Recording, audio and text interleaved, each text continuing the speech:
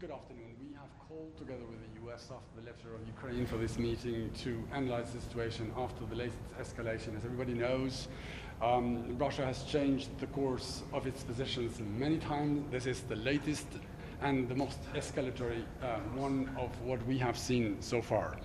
With this, we see that the war is not only in Ukraine, but it has also entered the Russian households.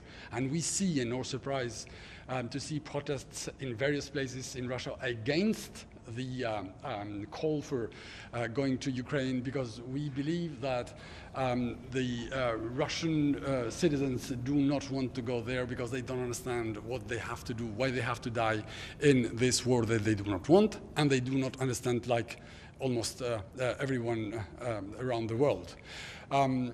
This new development of the referendums, which will be known by the sham referendums, or what I have called in the Council before the referendum assembly line that Russia is putting into action. This comes at a particular moment that Russia has been defeated on the ground and they need an scapegoat. And this is also the very true, for the first time we know the real aim of this war. It is to take a part of Ukraine.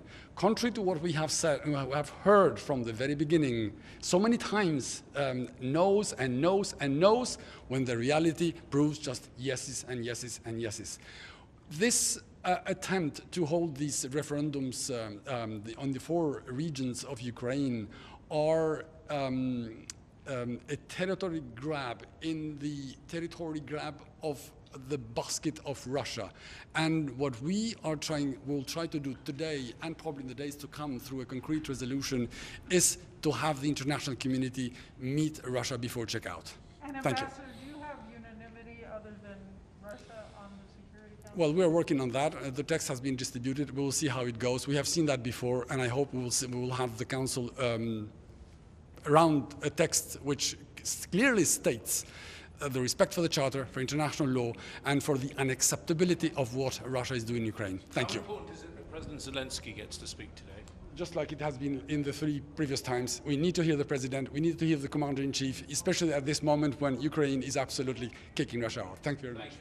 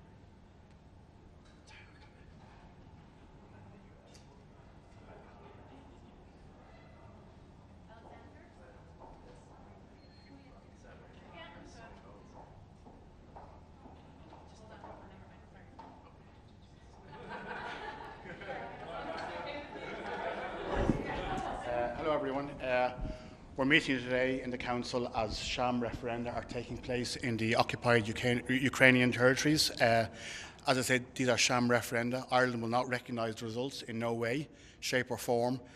We feel it's very important that the Council address this very, very important matter. We believe there will be action taken and we will support that action to the extent possible because what's happening is unacceptable, illegitimate and illegal. What about President Zelensky? He wants to speak at this meeting. Why is it important in Ireland's view that he's allowed to speak? I think it's very important that the voice of the Ukrainian people is heard, and he is the president and head of state, and I think it's very important that he be allowed give his views directly to the council, and we'll be supporting that. And do you think, Ambassador, that there would be more implications of the referendum? In other words, Russia would feel that it could defend that territory? I don't get into speculation. All I know is, Lavrov said is that, you know, in our view, illegitimate, illegal, and, you know, will not stand. They're sham. They stand for nothing. They're not a representative view of the people of those areas. Okay. Thank you very much. Thank you.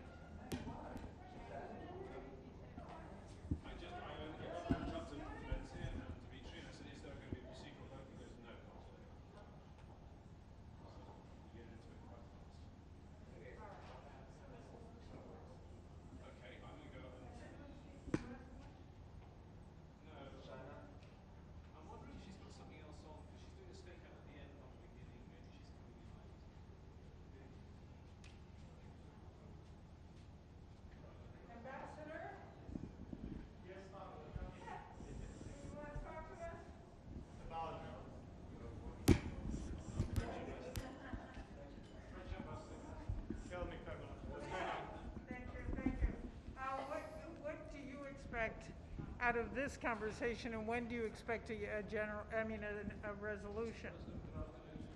I think that it is a very important thing that the Security Council meets today. We all observe a very dramatic situation globally, not only in Europe.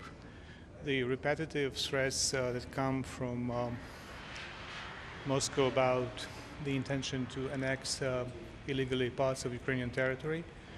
The non-stop nuclear threats are unprecedented. I think that even Khrushchev was more mentally healthy than today's leadership in Kremlin. And what's the message to Putin when the Security Council meets on this? That he has to stop it immediately. He has to stop immediately nuclear threats and intentions to annex Ukrainian territories. It won't change anything whatsoever, be it from the point of view of international law or national law. It won't change our military planning. And I think that the Russian ambassador will have a chance once again to hear a very clear voice of the overwhelming majority of the Security Council, because territorial integrity is something so fundamentally important to any country on this planet. And I mean, the threat of nukes, what can I say? All right, see you soon. How do you see the timeline for the coming days? The US have a resolution, clearly. Well, the resolution is in works, and I think that there is a chance that in the coming days it may be put to a vote. I'm sure you know the results, but it won't stop the international community to proceed with its position. So to the GA next, if it's defeated. Well, we will see. I mean, I have to remind you that the emergency session is not closed, it's only suspended. So if the Security Council will continue to be immobilized by letting Russia sit in the Soviet seat and manipulate with the Soviet right of veto, then probably we will avail of the platform of the General Assembly. Thank you very much.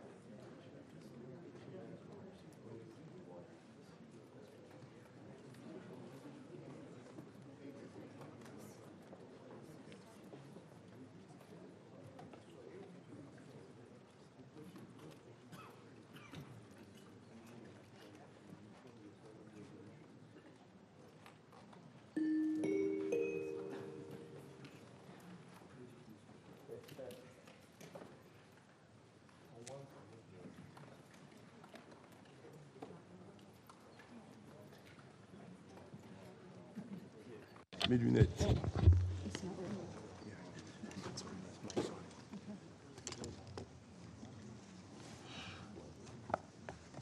La 9130e The 9138th meeting of the Security Council is called to order. L'ordre du jour The provisoire provisional agenda de la présente for this séance meeting est is maintien de la maintenance paix of et peace de la and sécurité security en of Ukraine. Ukraine. L'ordre du jour est adopté. The agenda is adopted.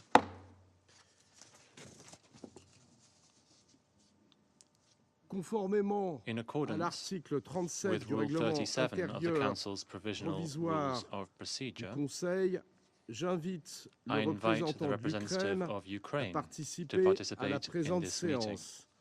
Il en est ainsi It is so décidé. decided.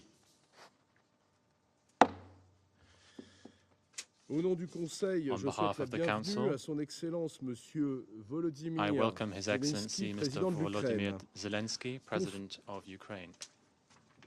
Je donne à présent la parole I give the au floor représentant de la to the Fédération de representative of the Russie Russian qui a Federation, demandé who has à intervenir. requested to take the Vous floor. avez la parole. You have the floor. Господин председатель, Mr. President, хотели бы вновь once зафиксировать again, we'd нашу like to make позицию в clear our связи с очередной position попыткой regarding наших yet another западных коллег attempt by our продавить Western участие colleagues в сегодняшнем to заседании push through a в виртуальном participation формате in today's президента meeting Украины by Владимира Зеленского. VTC, the President of Ukraine, Mr. Zelensky. Мы уже We неоднократно repeatedly have подчеркивали, что мы не underscored против that самого по we, себе in and of участия itself, are not президента against the Украины или его participation of the President представителя. of Ukraine or his Но representatives. это участие However, должно this быть очным. participation must be in person. Помимо того, что это Furthermore, this is требует required правил, by the которые rules уже более 75 for лет more than регулируют 70 years работу which have Совета governed the Безопасности work ООН. of the UN Security Это еще и Council. вопрос уважения к So Совету. this is also a respect, a Он, question Совет, of не должен respect for the превращаться в Council. площадку The для Council should not политических шоу turn или into комментариев. a forum for political shows or cinema. Попустительство в этих вопросах Connivance in наносит these matters самый causes серьезный very ущерб serious авторитету harm to Совета. the prestige of the Council. Именно It is такое шоу precisely this украинская type of делегация show устроила в that the Генассамблее Ukrainian ООН на delegation неделе высокого established уровня, in the когда в UN зал General Assembly during the high-level week, срежиссированно when нагонялись, well-rehearsed нагонялась extras were brought массовка, чтобы into the наглядно, chamber in order to applaud a чтобы аплодировать заранее pre-recorded записанному видео video выступления of украинского the президента. statement made by the Ukrainian А president, потом это and снималось на then it телефоны was и затем on the выдавалось в telephone соцсетях за and его then якобы put широкую out on поддержку среди social членов media in Генассамблеи. order to apparently show the Коллеги, so-called не надо broad думать, что support этого никто не заметил. among the General Многие Assembly members. делегации выражали You don't need to think that недоумение, nobody когда noticed эти this. Many группы delegations якобы expressed their сторонников под astonishment руководством when западных делегатов заходили groups of и также supporters under the централизованно leadership of выходили Western выполнить delegations свою роль. came in, and then once their role was over, they Жаль, left. что It's подобными unfortunate that these неуклюжими, примитивными primitive, пиар-приемами basic девальвируется роль PR Совета stunts Безопасности и ООН в целом, devaluating the role of призваны the быть Security Council and площадками the для UN, серьезного which is диалога, supposed а to be не a для forum for политических serious dialogue and пиар-шоу. not for PR Это shows. лишний раз This иллюстрирует once истинное again отношение illustrates западных the делегаций true к ООН. regard Вас of Western совершенно не заботит ни delegations to the сохранность ее UN. основ, You really ни ее don't авторитет, mind about ни ее maintaining восприятие its в глазах foundations, международного neither its сообщества. authority or prestige, В русофобском or how ударе it's вы готовы viewed всем in это the eyes of the international community, or Хочу the также вновь Russophobic подчеркнуть, что мы выступаем trend за that we суверенное равенство государств и suffering категорически from. против I'd двойных like to стандартов. underscore that Когда среди we are членов ООН categorically against практикуют double дискриминацию. standards when there is Во многих из discrimination стран practiced членов in the ООН UN. сложная Member UN внутриполитическая member обстановка, states однако их руководство find themselves не in a делает difficult никаких domestic послаблений. political situation. However, their leadership Точно don't так же и львиная доля are международной subject to the гуманитарной same помощи, thing. ориентированной именно на And so Украину, there's а про also the помощь international нуждающимся в других humanitarian частях assistance света that's западные спонсоры targeting словно Ukraine забыли, or earmarked for тратя при этом Ukraine. миллиарды долларов на And новые поставки billions оружия of Киеву. dollars, however, Отсюда are и двойные spent on стандарты new Европы в arms supplies отношении to мигрантов, Kiev. когда беженцам из Украины However, на всех there's европейских double границах standards there дают in the зеленый treatment свет, of а migrants беженцев из when Африки, Ближнего Востока и refugees других from регионов Ukraine are welcomed отгораживаются. with open arms into European Призываю countries, все but страны those from членов ООН Africa and the занять Middle East and принципиальную others позицию по are этому rejected. вопросу. We would ask all members of the UN to take a principled Благодарю. decision on this. Thank you. Je remercie le I thank the représentant de la representative Fédération of de the Russian Russie Federation pour sa for déclaration. his statement. Conformément à l'article 39 du règlement Pursuant intérieur provisoire du To Conseil, Rule j'invite 39 of également the Madame Council's Rosemary Provisional Rules of Carlo, Procedure, secrétaire I générale invite Ms. Rosemary adjointe aux DiCarlo, affaires politiques et Under-Secretary à la General for consolidation de la Political and paix, à Peacebuilding participer Affairs, to à la participate présente in séance. this Il en meeting. est ainsi décidé. It is so decided. Le Conseil de sécurité The va Security maintenant Council aborder will now l'examen du begin point its 2 de consideration of l'ordre du item jour. 2 of the Je agenda. donne à présent la I now parole give the à floor Madame to Di Ms. Carlo. DiCarlo. Mr. President, the exceptional level of attention to the war in Ukraine reflects the widespread global concern about its dangerous and far-reaching consequences.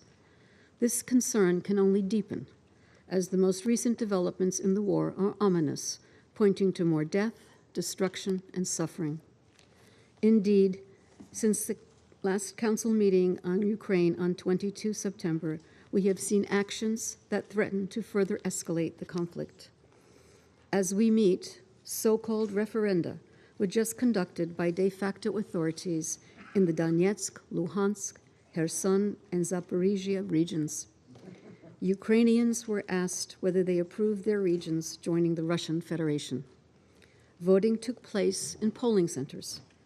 De facto authorities, accompanied by soldiers, also went door to door with ballot boxes. These exercises, which began on 23 September, have been held during active armed conflict in areas under Russian control and outside Ukraine's legal and constitutional framework. They cannot be called a genuine expression of the popular will. Unilateral actions aim to provide a veneer of legitimacy to the attempted acquisition by force by one state of another state's territory, while claiming to represent the will of the people, cannot be regarded as legal under international law. Let me reiterate here that the United Nations remains fully committed to the sovereignty, unity, independence, and territorial integrity of Ukraine within its internationally recognized borders, in accordance with relevant UN resolutions. I'd like to recall that, as the occupying power, the Russian Federation is obliged under international humanitarian law to respect the laws of Ukraine in the administration of occupied territories. Mr. President, the past few weeks have also seen heavy fighting in southern Ukraine in the direction of Kherson and Zaporizhia, as well as escalating military operations in Donetsk and Luhansk regions. In mid-September, the Ukrainian military undertook a successful counteroffensive to restore Ukrainian control over most of the Russian-held areas in Kharkiv region. We have continued to see not only daily attacks on many Ukrainian cities, including in Donetsk and Luhansk, but also the targeting of civilian energy and water infrastructure, reportedly by Russian forces. Recent reports of drone attacks in and around Odessa are also deeply disturbing. To date, OHCHR has recorded 14,844 civilian casualties, with 5,996 persons killed and 8,848 injured. This is 278 more civilians killed and 649 more injured since I last briefed this Council on 7 September. These are verified individual incidents. Actual figures are likely considerably higher. We've also heard alarming rhetoric regarding the use of nuclear weapons. This is unacceptable. Such rhetoric is inconsistent with the joint statement of the leaders of the 5 nuclear weapon states on preventing nuclear war and avoiding arms races, made on 3 January 2022. Let me reiterate the Secretary General's appeal for all nuclear-armed states, including the Russian Federation, to recommit to the non-use and progressive elimination of nuclear weapons. Mr. President, amid these grim developments, the United Nations continues to work to alleviate the suffering caused by the war, to support accountability for violations and abuses of human rights and violations of international humanitarian law, and to prevent the deterioration of the already volatile situation around Ukraine's nuclear sites. UN and partner organizations need safe and unimpeded access to deliver life-saving assistance to all in need. In the areas of Kharkiv region back under Ukrainian control, they were able to organize several aid convoys. However, in areas outside government control in Donetsk, Luhansk, Kherson, Mykolaiv, and Zaporizhia regions, access is the biggest challenge. Mr. President, the Human Rights Monitoring Mission in Ukraine continues to report on violations of human rights and international humanitarian law. We are gravely concerned by allegations of violations committed in parts of northeastern Ukraine, including after the recovery of over 400 bodies from improvised graves in Izium. OHCHR is working with local authorities to investigate this and other allegations of human rights violations and abuses in areas in Kharkiv region that were until recently under Russian control. There are other extremely disturbing reports. Following investigations in the areas of Kyiv, Chernihiv, Kharkiv, and Sumy, the Independent International Commission of Inquiry on Ukraine, mandated by the UN Human Rights Council, has concluded that war crimes were committed in Ukraine. Among other findings, the Commission was struck by the large number of executions and other violations carried out by Russian forces. In the 4 areas it covered, the Commission has processed 2 incidents of ill treatment against Russian Federation soldiers by Ukrainian forces. Rarely, if ever, has the international community collected so much evidence of human rights violations, potential war crimes, and other atrocities as they were happening. It is tragic that we have not been able to stop them, but it would be shameful if we were not able to ensure justice for the victims and their loved ones. Those responsible for the outrages being committed in Ukraine, wherever they sit, must be brought to account. Mr. President, we remain deeply troubled by reports of continuing attacks as recently as last week in the vicinity of the Zaporizhia nuclear power plant. The UN continues to support the efforts of the International Atomic Energy Agency. We urge all concerned to provide maximum cooperation with IAEA. It is imperative that all attacks on nuclear facilities end and that the purely civilian nature of such plants be reestablished. Mr. President, by now, the global implications of this war on food and energy security felt by millions of people are well known. During the general debate, many member states decried this predicament.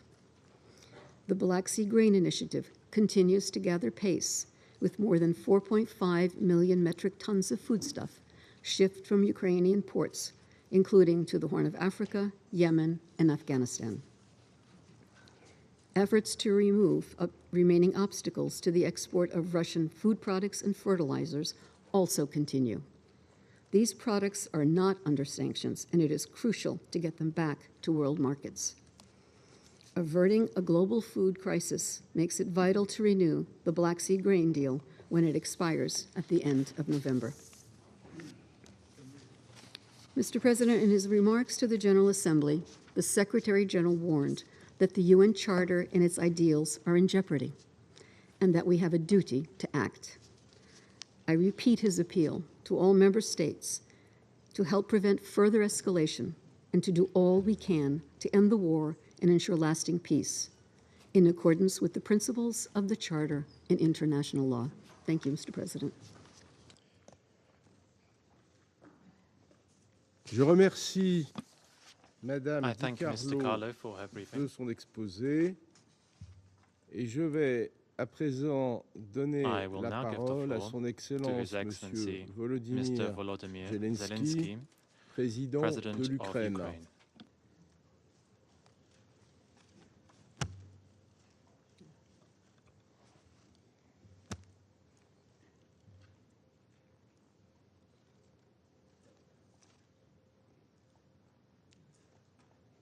Vous avez la parole, Monsieur le Président. You have the floor, President. Thank you.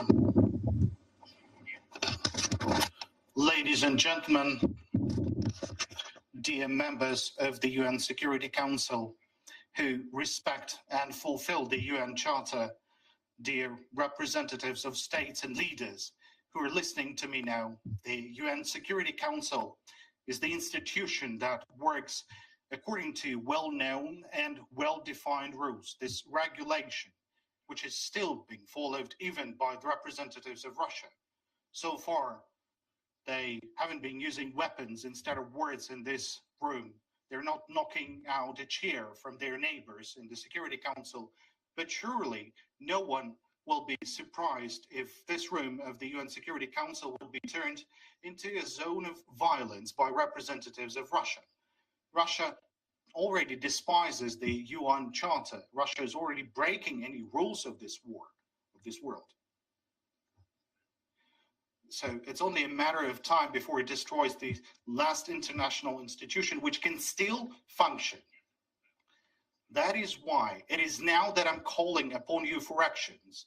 Anyone in the world can now give hundreds of examples of how Russia violates the international legal order and destroys the main body of international law. It constantly provokes escalation and constantly responds to any proposals for talks with a new brutality on the battlefield, with even greater crises and threats to Ukraine and the world.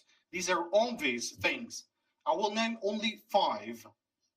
Only what is already happening right now. First, Russia has ignored the IAEA call for the immediate deoccupation of the Zaporizhzhia nuclear plant and the termination of any hostile actions against any nuclear facilities of Ukraine.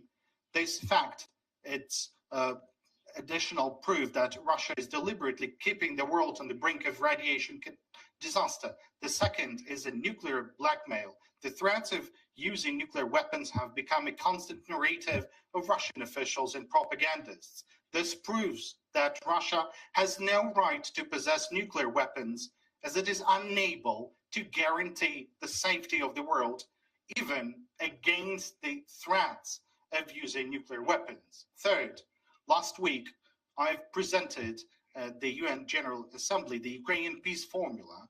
Russia's response to this real path to peace was the announcement of mobilization. Besides, Russia deliberately focuses its mobilization on the indigenous people from the territories it controls. These are not only the Caucasus or Siberia, where everything is being done to mobilize as many male as possible from indigenous population. But it's also about Crimea, the Ukrainian Crimea, which Russia has seized back in 2014. Among all the ethnic groups of Crimea, the male indigenous people of Crimean territories received the most of Russian draft notices. That's in proportion to the total number. This is a genocidal policy, frankly speaking. The fourth point, in front of the eyes of the whole world, Russia is conducting this so-called sham referenda on the occupied territory of Ukraine. People are forced to fill out some papers while being threatened by submachine guns, all for a nice TV cover. These alleged results of the sham referenda have been prepared well in advance, just as this compulsory issue of passports for the population of the occupied territories. Now, what's the reason for that? And the answer is in the next point, the fifth one, the annexation of the captured territories. This is the most brutal violation of the UN Charter. This is an attempt to steal the territory of another state. This is an attempt to erase the norms of international law. And this is a very cynical attempt to force the male population in the occupied territory of Ukraine to mobilize into the Russian army in order to send them to fight against their own homeland. There is only one way to stop this all. First, it's a complete isolation of Russia in response to everything it does. A state cannot remain a permanent member to the UN Security Council with the right of veto if such a state is waging a genocidal policy right now, skipping the world one step away from a radiation disaster. And at the same time, it keep on threatening with nuclear strikes. Russia should be excluded from all international organizations. If such an exclusion is procedurally complicated, then its participation should be suspended. Second, there is a need for new and tough global sanctions against Russia. Any annexation in the modern world is a crime against all states that consider the inviolability of borders to be vital for themselves. Third, any Russian criminal actions do not change anything for us. We do not succumb to the blackmail of terrorists. It is in Ukraine and in this war that not only our independence has been defended, not only the right to life for our people, but also the international law as such. Ukraine must receive all the necessary defense and financial support so the aggressor would lose. Fourth, Ukraine should receive clear and legally binding guarantees of collective security.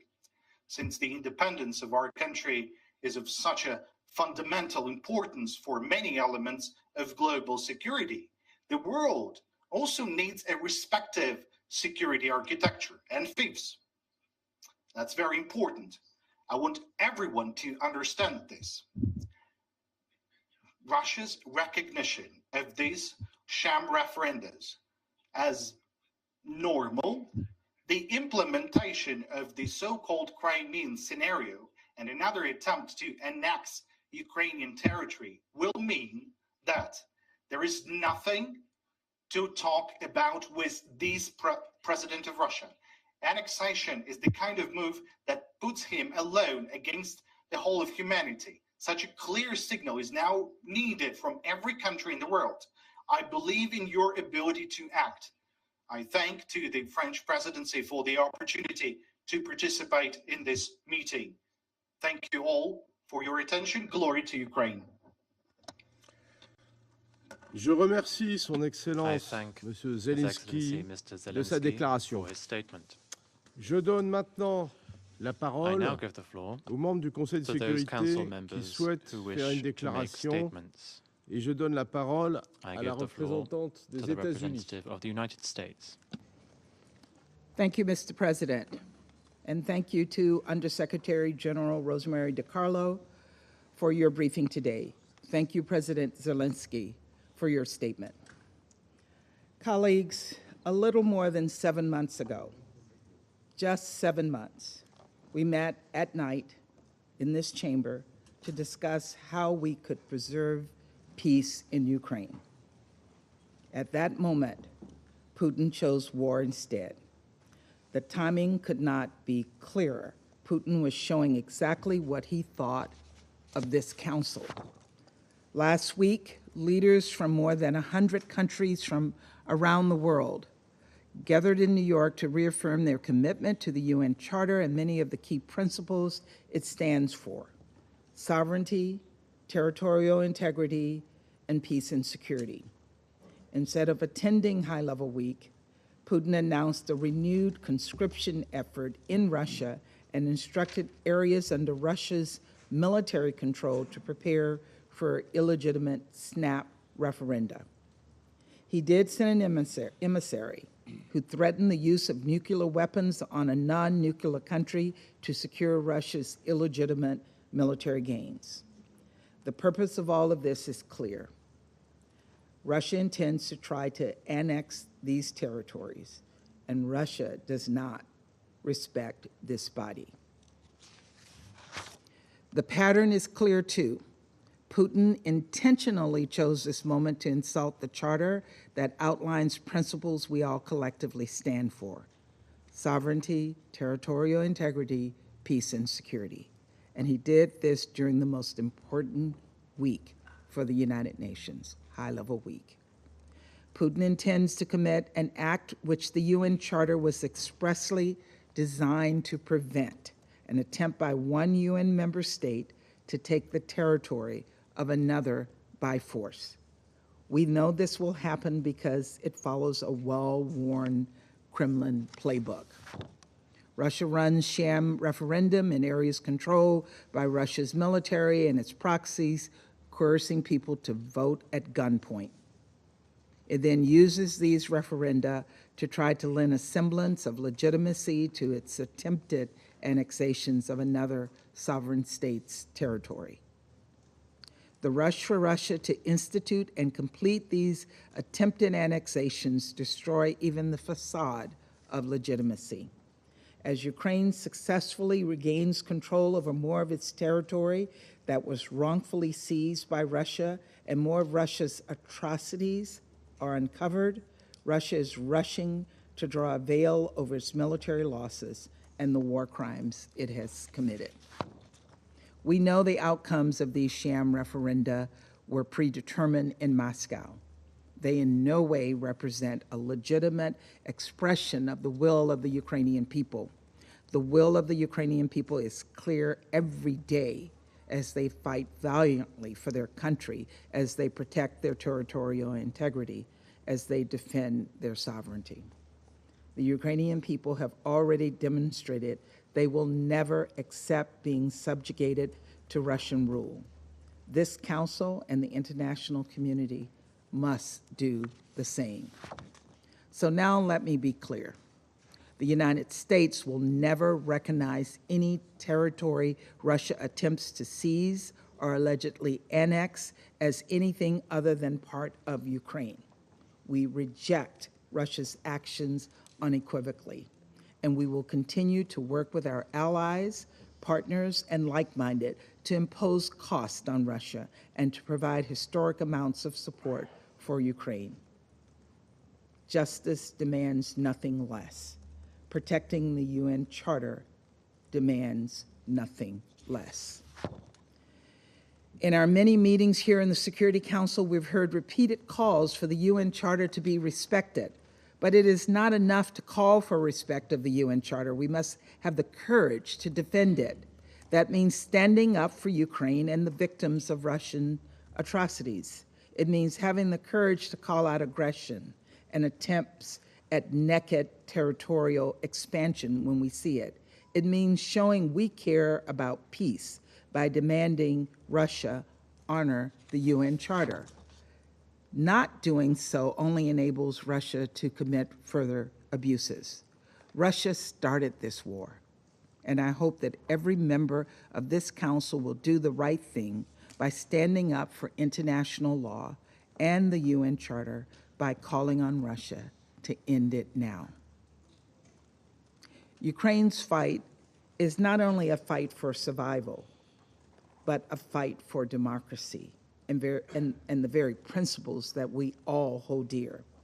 That is why we will be tabling a resolution condemning these sham referenda, calling on member states not to recognize any altered status of Ukraine, and obligating Russia to withdraw its troops from Ukraine. Russia's sham referenda, if accepted, will open a Pandora's box that we cannot close. We ask you to join us in reaffirming our commitment to the UN Charter and meeting this challenge head on. If Russia chooses to shield itself from accountability here in the Council, we will then look to the UN General Assembly to send an unmistakable message to Moscow. The world must stand together and defend the Charter of the United Nations. Have courage and support Ukraine's sovereignty and territorial integrity. This is about defending the UN Charter. This is about defending our collective rights, and this is about peace and security for us all. Thank you, Mr. President. Je remercie la I représentante thank des the representative États-Unis of the pour United sa States for déclaration her statement. et je donne à I now présent give the la floor parole to the au representative représentant de of l'Albanie. Albania. Merci, Monsieur le Président, et je remercie Thank you, également le President. secrétaire I général would Di also Carlo like to pour ces thank informations USG Di toujours Carlo perspicaces et utiles. This very useful information she has provided. Colleagues, I would like to start by a quote which reads, "Don't believe those who try to frighten you with Russia and who scream that other regions will follow after Crimea. We do not want a partition of Ukraine. We do not need this." This is what the President of Russia said in 2014. Everyone can judge by themselves. I doubt, though, this comes as a surprise to anyone, since for 9 months now, what we have heard from the Russian delegation here has little or nothing to do with what happens there on the ground. Two parallel realities. Now let's have a closer look of what will be known as the sham referendums being conducted these days by an extensive use of Kremlin's tricks. With the latest escalatory decisions and the partial mobilization, war has finally entered into the Russian households, and we have seen the reactions. Russians are resisting, they are protesting openly, and are massively leaving their country to escape drafting because they do not know why they should die in a war they do not want and they do not understand. In the city of Kherson, election officials went door to door with riot police. It is a well-known fact. When you vote at gunpoint, the process is more expedite. The so-called voting has been recorded on park benches, in shops, even in the makeshift booths in the police stations, better known locally as the torture chambers, which were put to such good use. Elsewhere, doors have been broken down to facilitate the voting process. So much for the solemn moment of voting, so much for the OSCE rules and standards. Yet the result is in no doubt. The vote count, engineered in Moscow with an already scripted result, will reveal that residents would love to be ruled by the invading power, Russia. The haste with which these sham referendums are being held makes it unlikely that the spectacle will convince anyone, including Russians themselves, of their legitimacy. Nobody in the world will take seriously the result of people voting at gunpoint of a referendum in the ruins. Ladies and gentlemen, let's make it clear. The sham referendums in Luhansk, Donetsk, Zaporizhia and Kherson have nothing to do with democracy, nothing to do with free will of Ukrainians, nothing to do with any international election standard. They are just a replay of the same old script applied in Georgia and Crimea. Now they translate a desperate effort to hide failure and a worthless attempt to legitimize conquest in the eyes of an incredulous and deeply troubled world. Russia is projecting panic instead of power, instilling fear instead of force. And why such a haste? Because Ukraine army is astonishingly pushing Russia out. Russians were told that everything is going to plan. It never did. Russia knows that it's losing big. Therefore, what I have qualified before here as the Russian referendum assembly line was quickly put into action. We don't want more of Ukraine, said President Putin in 2014, and suddenly the appetite of Kremlin has grown. 4 fresh territories are on the menu, comprising no less than 18% of the Ukraine territory. Mr. President, international law prohibits the occupier to change borders. Russia may claim that it has nothing to do with these plans, since they are held and organized by the residents of the regions. But reality now and in the recent past has shown clearly that this is not true. By mid-March, Russian occupation authorities in Kherson and Zaporizhia appointed administrative leaders. According to the Ukrainian law, heads of local state administrations are proposed by the Cabinet of Ministers of Ukraine and appointed by the President, not by Russian proxies. The sham referendums are against the constitution of Ukraine. A referendum can be called by the President or Parliament or by a public initiative involving the valid signatures of at least 3 million registered voters, with at least 100,000 such signatures coming from every oblast. Furthermore, currently a martial law in force in Ukraine prohibits holding of any kind of elections or referendums. And finally, we have our own documents. According to UNGA Resolution 3314, annexation by the use of force of the territory of another state is in itself an act of aggression. The sham referendums run against the UN Charter, against UN resolutions, against international law, and are making a mockery of the principles that Russia has pledged to uphold as a permanent member of the United Nations Security Council, including when it threatens with the use of weapons of mass destruction. Mr. President, as stated last week by Prime Minister Edi Rama at the UNGA, we strongly condemn Russia's ongoing war and these premeditated mock elections in Ukraine. They have zero legality, zero legitimacy, zero credibility, and Albania will not recognize them. The Organization for Security and Cooperation in Europe, OSCE, the excellence in monitoring elections, condemned what it qualified as illegal referenda. Also, attempts to compare these referendums with other cases out of every historic and political context are simply worthless cynicism. We call on all UN members, everyone for whom the principles of territorial integrity, sovereignty, and inviolability of borders have a meaning, to oppose Russia's actions, condemn the referendums and their anticipated results, and never recognize any attempt to steal Ukrainian land through violence and terror. Colleagues, while the war goes on, while Russia is hastily trying to change Ukraine's map, the Human Rights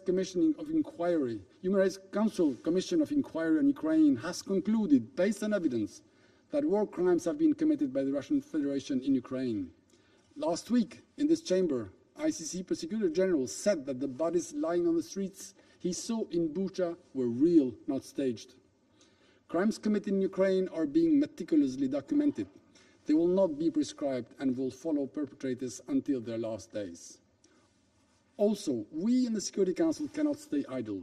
As we heard from the US delegation, together we have prepared a draft resolution to condemn the sham referendums, which has been shared with the Council members. Borders cannot change to satisfy Russia's appetite, and Ukraine is not and cannot be Russia. We must stay united and continue helping Ukraine defend itself and get its territory back. I thank you. Je remercie le représentant de l'Albanie pour sa déclaration et je donne à présent la parole au représentant de l'Irlande.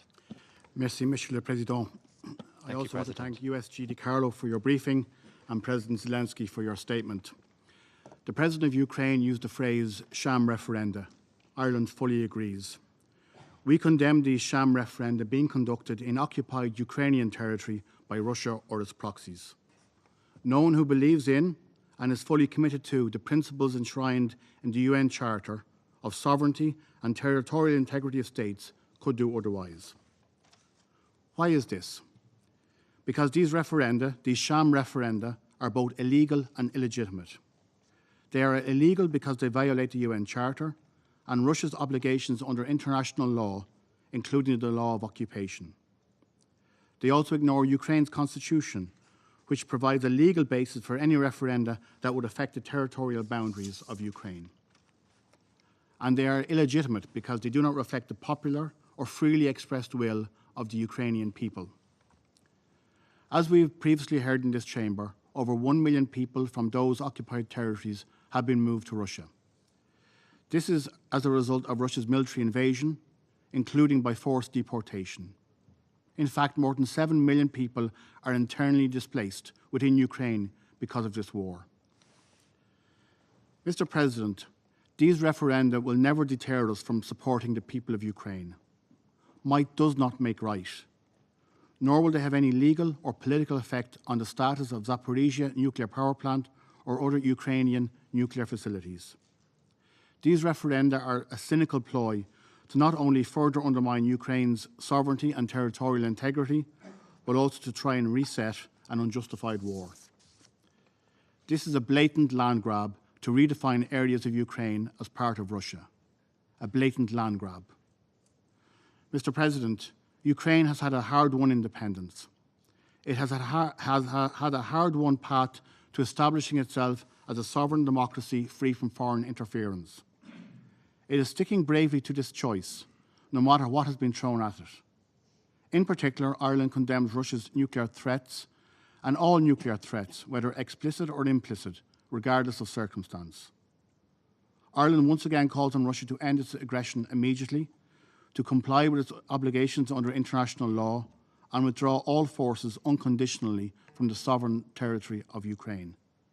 The people of Ukraine, as much as the people elsewhere in the world, who are suffering the devastating impact of this war, deserve no less. Thank you, Mr. President. I thank the representative of Ireland for his statement, and I now give the floor to the representative of India.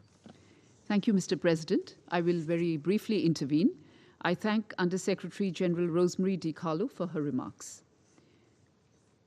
Mr. President, as stated by my minister in this very council at the last meeting on this subject, the trajectory of the Ukraine conflict is a matter of profound concern for the international community. India has repeatedly called for an immediate cessation of hostilities and the need to resolve the ongoing conflict through dialogue and diplomacy. This was also stated unequivocally by Prime Minister Modi during his meeting with President Putin in the sidelines of the recent SCO summit in Tashkent. We firmly believe that the global order should be anchored on international law, the UN Charter, and respect for the sovereignty and the territorial integrity of states. India's approach to the Ukraine conflict will continue to be human-centric.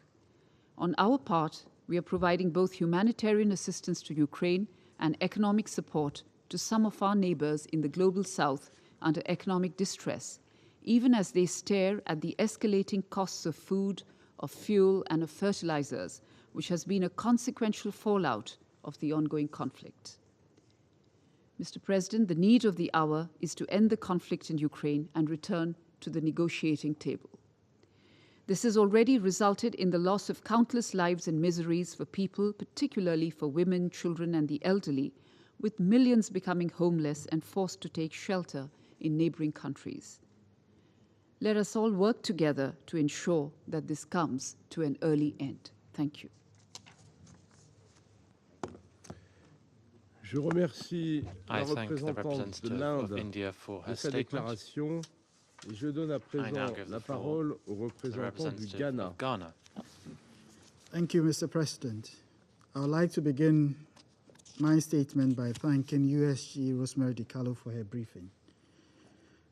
We join other speakers in expressing our deep concerns about the ongoing Russian aggression against Ukraine in violation of the fundamental principles of international law, especially relating to sovereignty, territorial integrity, political independence, and the recognition of states.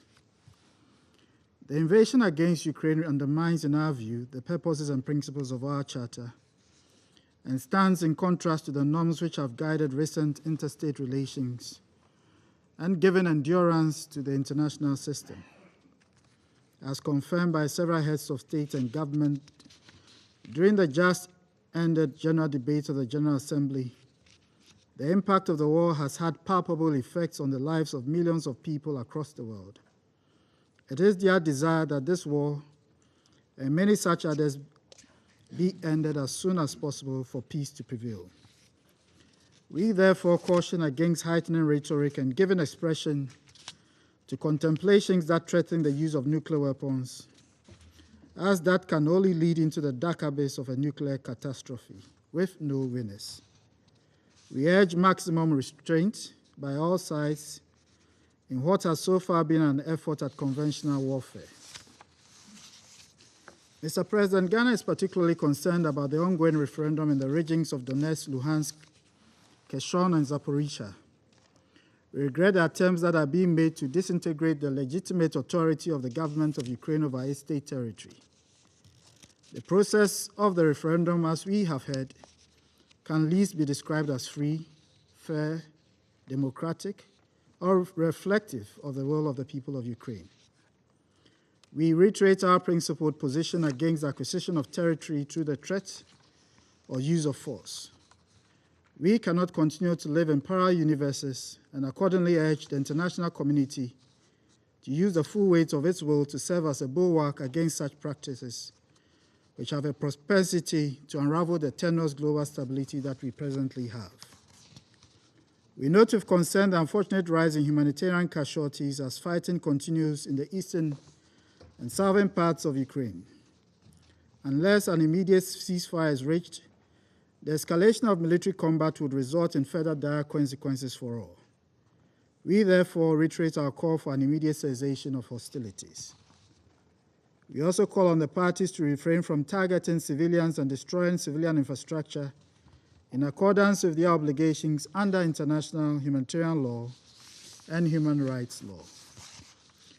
We urge the Russian Federation, which has often attempted to situate its special operations within the ambit of international law, to respect the sovereignty of Ukraine and withdraw its troops on the internationally recognized borders of its neighbor. Mr. President, to safeguard international peace and security, we must urgently deepen diplomacy and widen international efforts to defuse the rising global tensions so as to facilitate a peaceful settlement of the conflict. The situation in Ukraine reinforces the imperative for a reformed and responsive council that is able to address all threats to international peace and security, including by all actors. Pending the much-needed reforms, we must continue to work together in finding pragmatic ways to address the challenges that confront our collective security. I thank you, Mr. President. Je remercie le représentant du Ghana pour sa déclaration et je donne à présent la parole au représentant du Royaume-Uni. Thank you, President. Let me thank Under-Secretary General Di Carlo for her briefing. And I welcome the participation of President Zelensky in this meeting. Mr. President, Russia's holding of sham referenda in Donetsk, Luhansk, Zaporizhia and Kherson regions of Ukraine is an egregious violation of Ukraine's sovereignty and territorial integrity, and of the principles of the UN Charter. As the UN have told us today, this process is both illegal and illegitimate. It is a shameless propaganda effort aimed at justifying Russia's illegal presence on sovereign Ukrainian territory. We have seen Russia's referendum playbook before in Crimea. We see it playing out again now. Disinformation, intimidation, and fabrication. As my Foreign Secretary told the Council last week, we know that President Putin is planning to rig the outcome. These are regions that voted overwhelmingly to join an independent Ukraine in 1991 and to back President Zelensky in 2019. When given a free vote, their choice has been clear: to be part of a free, independent, democratic Ukraine. Since invading, Russia's control in these regions has been through violence, torture, filtration, and forced deportation. We've all seen images of soldiers with automatic rifles accompanying the ballots as they move from door to door, forcing Ukrainians to take part.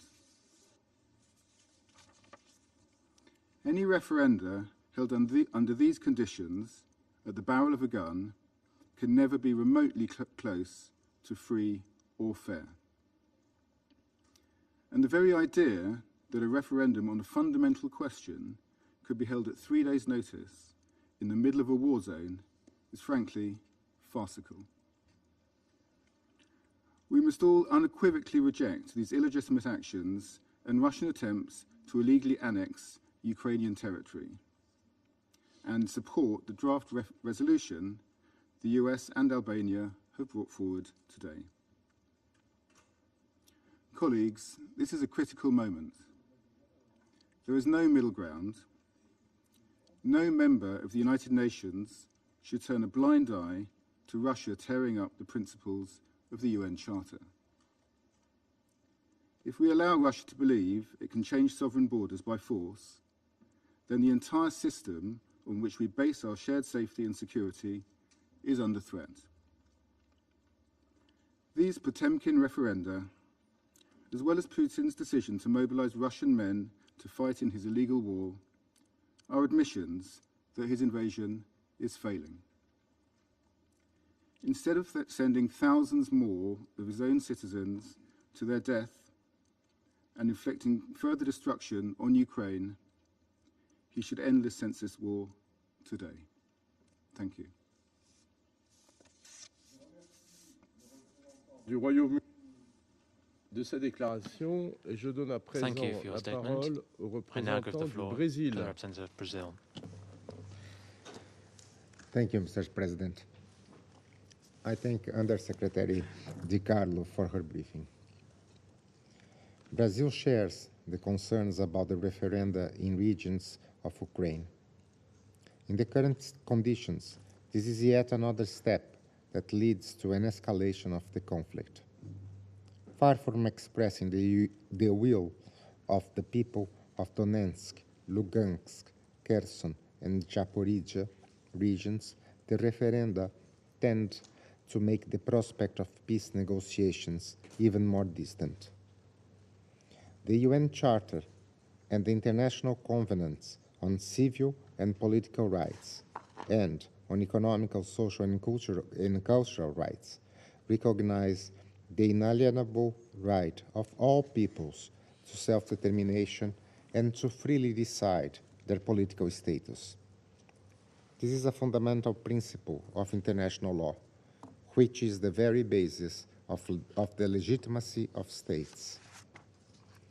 Many times before, especially in the context of decolonization, the holding of referenda was the means chosen for peoples to express their free will. Resolutions of this Council established the use of this instrument as a legitimate practice to decide on issues of sovereignty and territorial integrity. Its validity, however, depends on certain conditions. It is unreasonable to assume that populations in areas in conflict are able to freely express their will. International practice recommends that referenda on questions of sovereignty be conducted in a transparent manner, without restrictions on freedom of expression, and with the possibility of monitoring by independent observers.